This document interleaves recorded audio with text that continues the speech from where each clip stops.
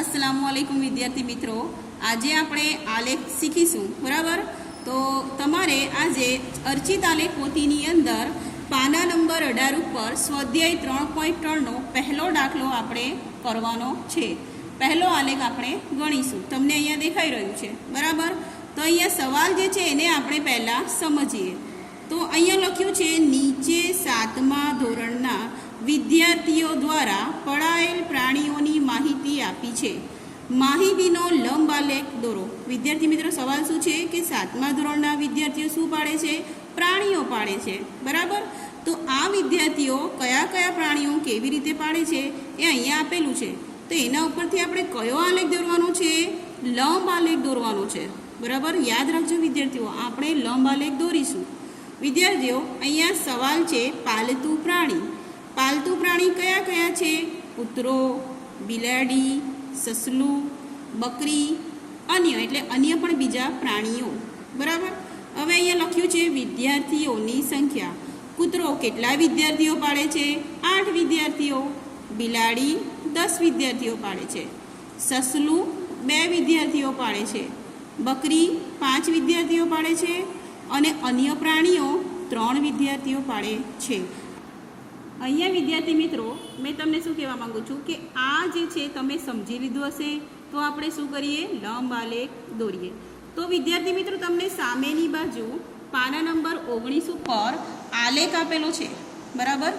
આલેખ આપેલો છે અને એની ઉપર તમે જોઈ શકો છો કે તમને એક્સ અક્ષ દેખાઈ આવે છે, એક્સ અક્ષ આપેલું છે અને આ બાજુ જે આ લાઈન જે છે અહીંયા ઉપર સુધી જુઓ વાય અક્ષ આપેલું છે બરાબર।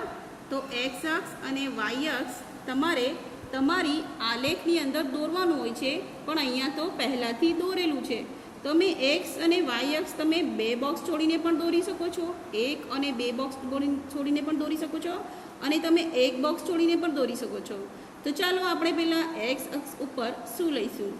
વિદ્યાર્થી મિત્રો એક્સ અક્ષ અને વાય અક્ષ જ્યાં પણ ક્રોસ કરે છે ત્યાં આપણે શું મૂકીશું? શૂન્ય મૂકીશું બરાબર। હવે એનો પહેલો બોક્સ, બીજો બોક્સ, ત્રીજો બોક્સ, ચોથો, પાંચમો, છઠ્ઠો આવી રીતે અહીંયા જે બોક્સ આપેલા છે એક્સ અક્ષ ઉપર આપણે એના ઉપર શું લઈશું? પાલતુ પ્રાણીઓ લઈશું બરાબર। તો મેં અહીંયા પહેલો બોક્સ છોડીને કૂતરું બરાબર, કૂતરું લખ્યું છે। પહેલું પ્રાણી મેં પહેલા બોક્સ પર લીધું છે, પછી મેં એક બોક્સ છોડી દીધું છે, પછી લીધી છે બિલાડી, પછી પાછું એક બોક્સ છોડીને સસલું, પછી એક બોક્સ છોડીને બકરી અને એક બોક્સ છોડીને અન્ય પ્રાણીઓ બરાબર। અને અહીંયા મેં લખ્યું છે, મેં આ શું લીધું છે? પ્રાણીઓ લીધા છે એટલે મેં અહીંયા એરો કરીને લખ્યું છે પાલતુ પ્રાણીઓ। તમારે પણ એક્સ અક્ષ ઉપર આવી રીતે લેવાનું છે। હવે આપણે આવીએ વાય અક્ષ ઉપર બરાબર। તો વાય અક્ષ પર આપણે શું લેવાનું છે? પ્રમાણ માપ લેવાનું છે। વિદ્યાર્થીઓ તમે જાણો છો કે સવાલની અંદર આપણે અહીંયા શું દેખાઈ રહ્યા છે? આંકડાઓ દેખાઈ રહ્યા છે। તો આ પ્રમાણો આપણે સામા લેવાનું છે, સામે લેવાના છે। તો અહીંયા સૌથી નાના કયા દેખાય છે? 2, પછી 3, પછી 5, પછી 10, પછી 8। તો આ બધા આંકડાઓ આપણી આલેખની અંદર સમાઈ જવા જોઈએ, એવી રીતે આપણે પ્રમાણમાપ નક્કી કરવાનું છે। તમે પ્રમાણમાપ આ દાખલાની અંદર, આ આલેખની અંદર 1, 2, 3થી પણ લઈ શકો છો અથવા બેકી સંખ્યા પણ લઈ શકો છો, 2, 4, 6, 8। મેં આ આલેખની અંદર પ્રમાણમાપ જો અહીંયા સામે પ્રમાણમાપ શું લીધું છે? 1 એકમ બરાબર 2 વિદ્યાર્થીઓ લીધા છે। તમે અહીંયા 1 એકમ બરાબર 1 વિદ્યાર્થી લઈને પણ ગણી શકો છો। આપણે આજે 2 વિદ્યાર્થીઓ લઈને ગણીશું। તો વિદ્યાર્થી મિત્રો ફરીથી આપણે વાય અક્ષ ઉપર આવીએ। તો વાય અક્ષ ઉપર મેં અહીંયા જુઓ 2 વિદ્યાર્થીઓ લઈશ એટલે 1 એકમ બરાબર, આને 1 એકમ કહેવાય। 1 એકમ બરાબર 2 વિદ્યાર્થીઓ એટલે 2, 4, 6, 8, 10, 12, 14, 16, 18, 20। તો આ શું છે? વિદ્યાર્થીઓની સંખ્યા છે। તો મેં અહીંયા શું લખ્યું છે? વિદ્યાર્થીઓની સંખ્યા, કેમ કે આ વિદ્યાર્થીઓની સંખ્યા છે બરાબર। તો હવે વિદ્યાર્થીઓ આપણે શું કરીશું? આજે આંકડા આપણે લઈ લીધા છે, તમે અહીંયા 1, 2, 3, 4, 5 પણ લઈ શકો છો, આવી પણ કરી શકો છો। એટલે કહેવાનો અર્થ શું છે કે તમારો જે આ આલેખ છે એની અંદર આંકડાઓ સમાઈ જવા જોઈએ, એવી રીતે તમારે સ્તંભ દોરવાના છે। તમારા સ્તંભ અંદર સમાઈ જવા જોઈએ એ રીતે તમારે પ્રમાણમાપ લેવાનું છે। ચલો તો હવે આપણે આગળ વધીએ। આપણે ફરીથી સવાલની અંદર જોઈશું કે પાલતુ પ્રાણી કયો છે? કૂતરો. કૂતરો કેટલા વિદ્યાર્થીઓ પાડે છે? 8. તો આપણે આ આલેખ સ્તંભ આલેખ એટલે સ્તંભ અહીંયા દોરીશું. તો કૂતરો 8 વિદ્યાર્થીઓ પાડે છે. તો વિદ્યાર્થીઓ અહીંયા મેં કૂતરો લખ્યું છે એ કેટલા વિદ્યાર્થીઓ પાડે છે? 8. બરાબર. તો મેં 8ની સામે અહીંયા એક સ્તંભ દોરીશ. કૂતરો 8 વિદ્યાર્થીઓ પાડે છે. તમારે પેન્સિલ અને ફૂટપટ્ટીનો જ ઉપયોગ કરવાનો છે, બોલપેન વાપરવાની નથી. આખી અર્ચિત પોથી તમારે પેન્સિલ અને ફૂટપટ્ટીથી કરવાની છે. વિદ્યાર્થી મિત્રો જુઓ, કૂતરો 8 વિદ્યાર્થીઓ પાડે છે એટલે મેં આવી રીતે 8 વિદ્યાર્થીઓ લીધા છે. હવે બીજો અહીંયા જુઓ તમે સવાલની અંદર બિલાડી કેટલા વિદ્યાર્થીઓ પાડે છે? 10. તો ફરીથી હું અહીંયા આવીશ આલેખની અંદર.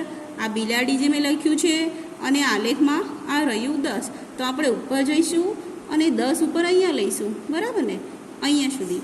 તો મેં અહીંયા બિલાડીના 10 પોઈન્ટ્સ લઈ લીધા છે.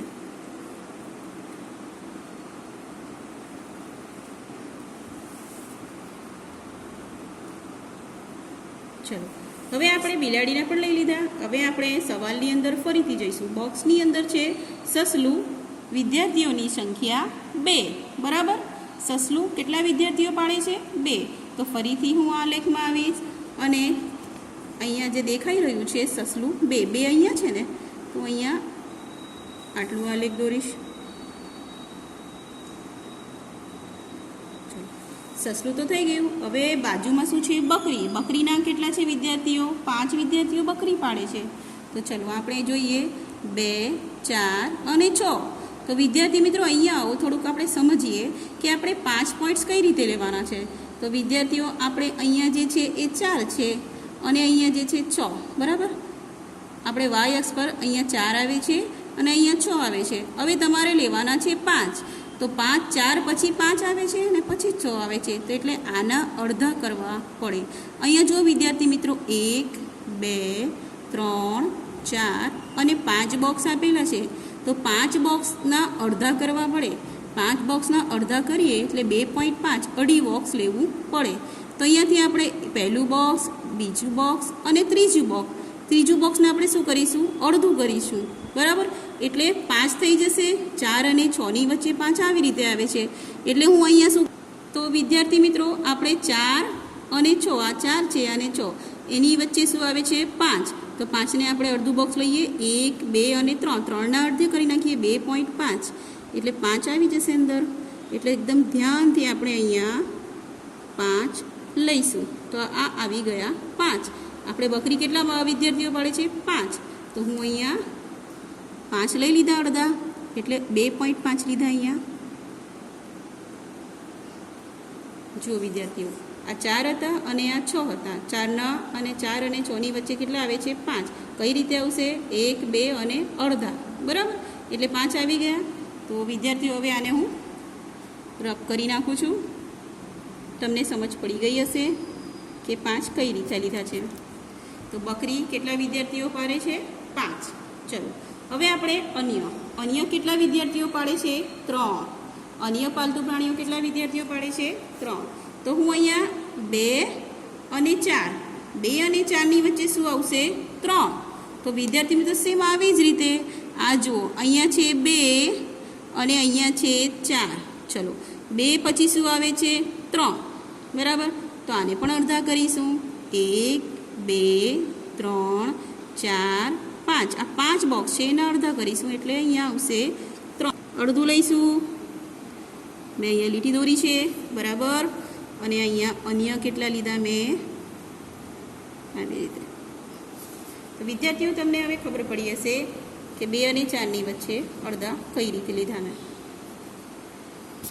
વિદ્યાર્થીઓ મેં આ સ્તંભો દોરી નાખ્યા છે. હવે તમને એક નવી વાત બતાવું કે તમારે સ્તંભની અંદર, આલેખની અંદર તમે એને આચ્છાદિત કરી શકો છો, ક્રોસ લાઈન દોરી શકો છો.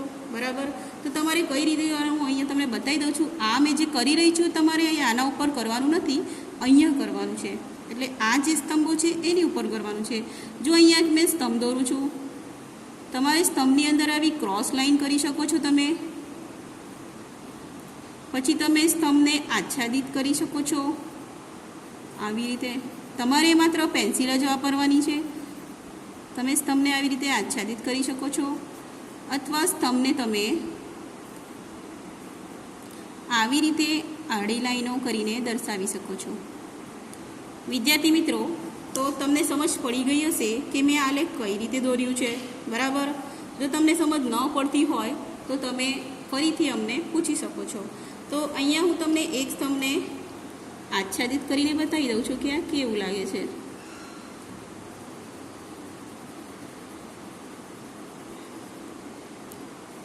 તમે દરેક સ્તંભમાં અલગ અલગ લીટીઓ દોરી શકો છો. તો તમે બધા સ્તંભની અંદર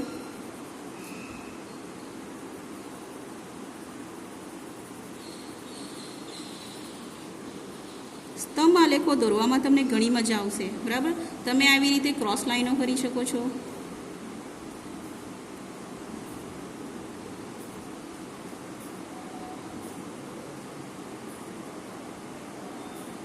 તમે છઠ્ઠા ધોરણમાં આલેખો શીખી ગયા છો.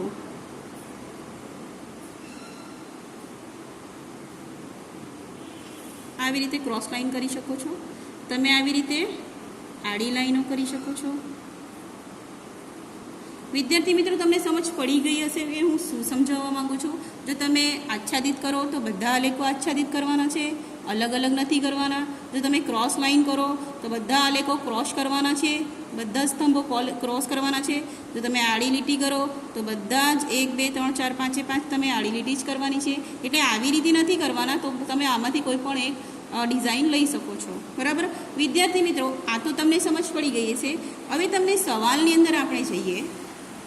સવાલની અંદર શું કહેવા માગે છે કે આ જે બોક્સ આપ્યું છે, આ લંબાલેખ પરથી નીચેના પ્રશ્નોના જવાબ લખો. તો વિદ્યાર્થી મિત્રો, અહીંયા પહેલો પ્રશ્ન છે, કયું પાલતુ પ્રાણી સૌથી વધુ લોકપ્રિય છે? તો વિદ્યાર્થી મિત્રો, તમે અહીંયા ઉપરથી પણ જોઈ શકો છો અથવા સામે પણ જોઈ શકો છો.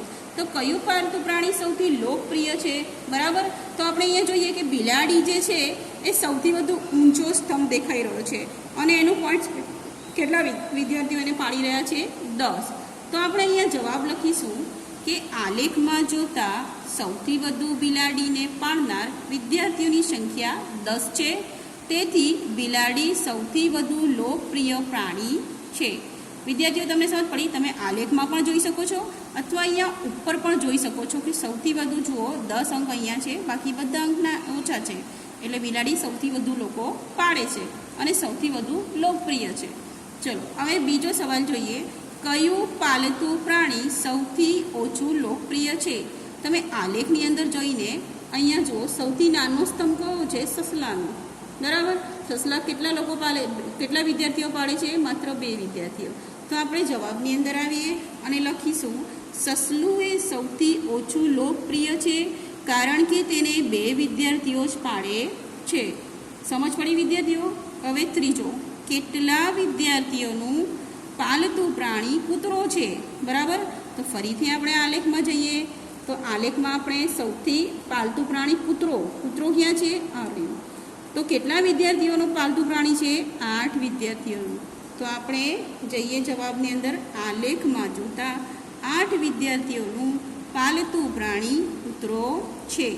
સમજ પડી? હવે અહીંયા નીચે જુઓ, વાય અક્ષ પર પ્રમાણમાપ કેટલું લેશો? તો આપણો વાય અક્ષ કયો છે? અહીંયા જુઓ, વાય અક્ષ આ છે, બરાબર. અને જે આપણે લીધું છે આ બધું પ્રમાણમાપ છે, બરાબર. તો આપણે શું કરવાનું છે?